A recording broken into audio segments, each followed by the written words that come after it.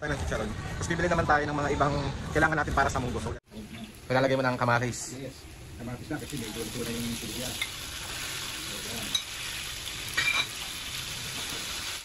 Hindi nakakatakot. Hey! Si Mami at Papo, oh. Gutom na. Patingnan mo na ng mga artista. Oh. Lang ng bahay talaga. Di ba ang dami yung sayo?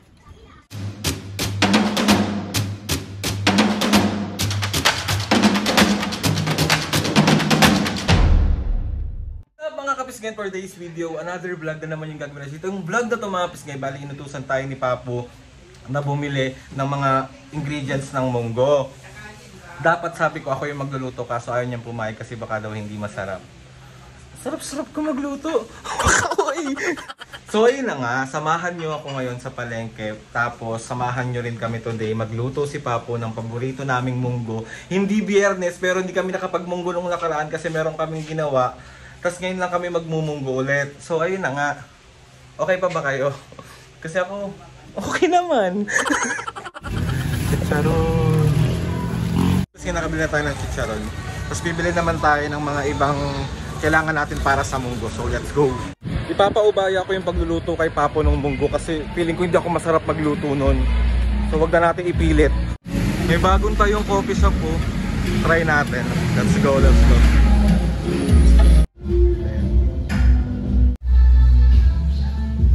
So yun, mga pisngay, bali natikman natin yung kape doon. Goods naman, masarap. Sarap naman. Coffee is life. Doon tayo ulit bibili ng gulay. Yan. Kaya ito pa.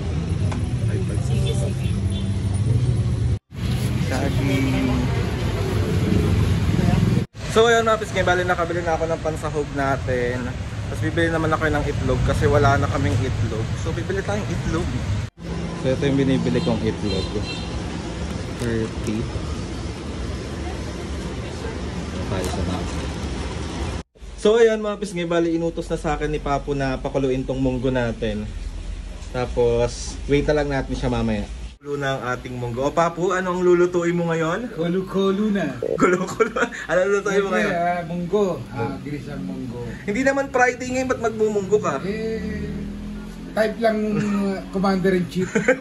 Ano mga ingredients mo dyan? Siyempre, may bawang, sibuyas, Okay. kamatis. Gigisa mo siya siyempre, yung pinakasahog niya, yung babi. Babi. Ano pa? Gulay mo? Gulay, meron akong talong, tsaka daong ampalaya. Yan. Hindi lang bumili si Aldrin ng yung bunga ng Nalimutan ko eh. ng ampalaya na ibaliliit. Oo. Tapos anong partner ng ating munggo, Papo? Tilapia. Yan, mag-iprito tayo ng tilapia. Tilapia. Kasi ito mga pisngay, lalagyan din natin ng onti. Yeah. Lalagyan natin ng isang ganito na chicharon. Chicharon babi. So minsan lang naman mga pisngay mag-chicharon at magbaboy ang mga senior. So pagbigyan na natin. So ayun na mga pisngay, update namin kayo pag nag-start na mag-gisa si Papo. Magbabay ka muna, Papo. Bye-bye. Yung sibuyas para hindi masunog. Okay. Kaya lang hindi ko natutunan sa'yo pa kasi ang ginagawa ko, bawang pa rin una. Pwede rin lang, kaso lang yun ang technique para hindi, kasi bawang madaling masunog, madaling bula. Tapos gigisahin lang ng gigisahin. Yan, pagka susunod mo dyan, siyempre yung Kamatis. kamatis na. Then, pagkatapos doon, kinis na yung ganyan ng pag-isa. So, yung baboy naman ang So, lalagay mo ng kamatis. Yes. Kamatis na kasi may luto na yung sibuyas. So, yan.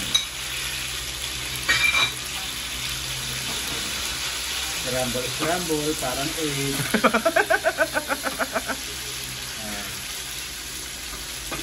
Luto na yung kanya, yung kamatis niya, turog na.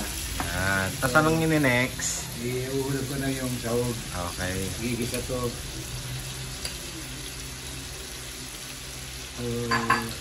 Gisa-gisa uli. kailangan na maluto yung pinakasahog niya, yung baboy niya. So mamaya na natin lalagay yung dadagdag natin sahog para marami siyang lumutang yung sahog niya. Yung chicharon baboy na.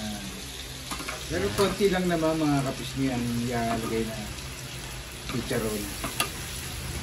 Yan, gisahin lang hanggang sa magisa. Na medyo na gisa na siya na maigi yung baboy niya. So ganito ang technique ko. Natimpla mo na yan pa? Yes. Anong pinantimpla mo? Konting patis lang Yeah. para magkaroon ng ano. So ito, isasalang ko ulit itong pinakuluang kong munggo. Okay. So, tatapong ko muna rito yung takip.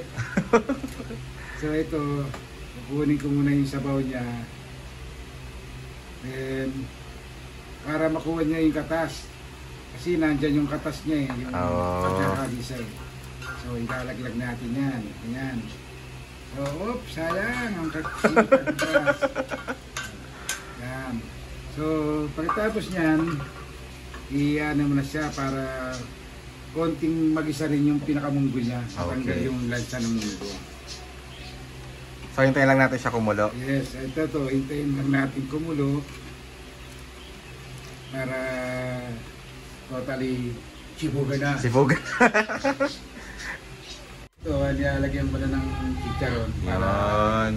Kasi gusto ni Commander-in-Chief ng merong chicharon. Chicharon. So, Yan, perfect. Perfect! kasama lang siya sa pakukuluan natin. Yan, tas luto na yan, Papo. Di pa, siyempre may gulay pa eh. Pagka medyo ano na yung malambot na yung mga chicharon, tsaka malalagay yung mga sangkap na gulay, yung talong, ampalaya, daon ng palaya. Okay. So pagkatapos doon, isusunod na natin yung sibuga na! So, mga kapis medyo ano na siya, lagay ko na yung talong niya. Okay. Tapos pag luto na yung ano niya, yung pinakatalong niya sa gulay niya, susunod natin itong dawang palaya. Ayan. Kasi ito, madali siyang lutuin.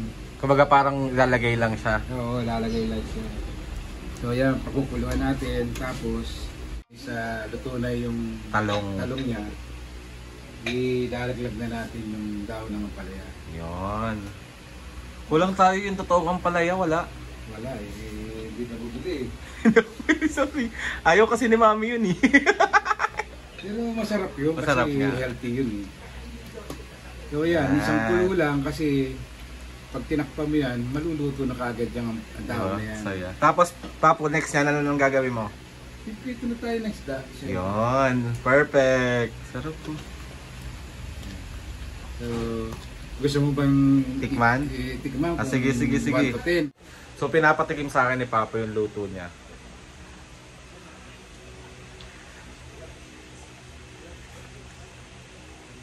Sarap. Ano? 1 Sarap. to 10. 3. Oh! Sarap lang 10, Papo. Ang sarap ng luto ni Papo. Hindi ko kayo maniwalang 3 lang to. Hindi, masarap. Masarap. Kaya ayaw niya sa akin ipaluto yan eh. Kaya gusto niya sa kanya siya eh. Kasi siya yung masarap magluto niyan. Baka mapurnada lang pag ako yung nagluto. So ayun na nga, mapis niya mag-iprito na si Papo. Alisin natin kasi masyadong malulusak yung dahon ng palaya. So ito magpiprito na tayo ng tilapia. Tatalsik yan pa eh. Hindi. Siyempre mainit na yan eh. So hindi nakakatakot naman. Hey! So yan, dun tayo. Pagkaluto niyan, sibuga na. Yun. Mapis nga, sa labas kami kakain ngayon kasi marami kaming kakain.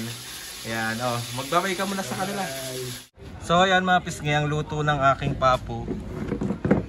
Ayan, tapos munggo. Tapos ito, ano to?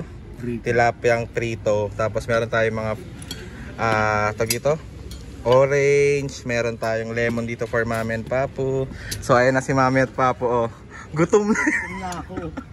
Patingan mo na mga artista. Kumindot pa. Ayan, tita ko, tita Ube, yung mga bata. Ayan. Ay, Ganda oh. Hello. Ayan si Ate Aweng. Yan. Namiss namin dito kaya magpo-food trip kami sa labas. Mas kailangan ganito kakasarap pagkakain. Kain. Yan dito kami kumakain mga kapisngay sa labas lang ng bahay talaga. Di ba ang dami ang sayo? Kain. Sige na, may kain na.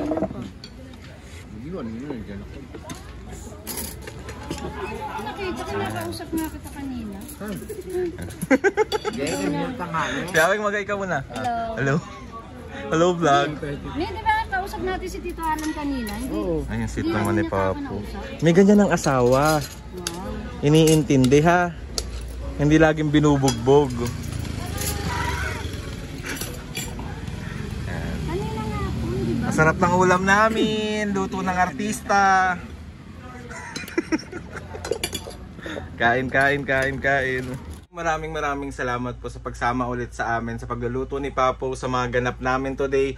Maraming salamat po. Sana hindi kayo magsawa mga kapisngay manood ng mga vlogs namin kahit mga ganitong content yung ginagawa namin. Doon pa lang po sa panonood nyo, sa pag-like nyo, sa pag-share nyo. Maraming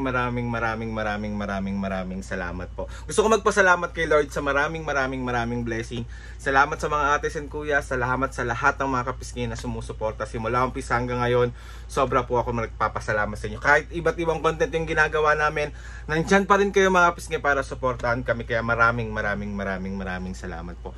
Please subscribe to my YouTube channel and click the notification bell para lagi kayo updated sa mga videos namin. Kapag meron kayong gustong suggest ng mga vlog, challenges, prank, or kahit na anong content mga kapisngay, comment down lang or i-DM nyo ako and tatry natin lahat gawin yan. So ayun na nga mga kapisngay, see you on my next vlog.